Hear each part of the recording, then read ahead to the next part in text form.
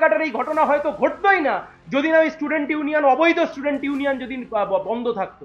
আজকে বিচারপতি সৌমেন সেনের, মাননীয় বিচারপতি সৌমেন সেনের যে ডিভিশন বেঞ্চ, সেই ডিভিশন বেঞ্চ সমস্ত কিছু শুনে খতিয়ে দেখে, অনেকক্ষণ ধরে মামলা শুনেছেন, শুনে খতিয়ে দেখে নির্দিষ্টভাবে ডাইরেকশন দিয়েছেন।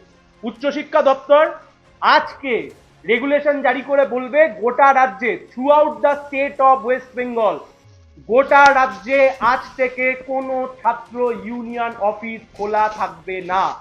I repeat my word again, আজ থেকে গোটা রাজ্যে কোনো অবৈধ ছাত্র ইউনিয়ন অফিস খোলা থাকবে না।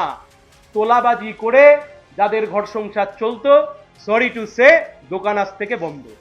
অল ইন্ডিয়া তৃণমূল কংগ্রেসের ন্যাশনাল জেনারেল সেক্রেটারি ডিসেম্বর 2024, 14ই December student union South Calcutta Law কলেজকে তিনি কনগ্রাচুলেট করছেন একটা ফেস্টিভ্যাল হোল্ড করবার জন্য।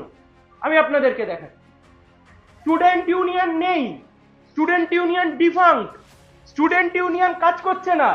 অভিষেক বন্দ্যোপাধ্যায় তিনি স্টুডেন্ট ইউনিয়নকে কনগ্রাচুলেট করছেন যে ফেস্ট করবার জন্য। কে দিচ্ছে ফেস্টের টাকা, কোথা থেকে আসছে?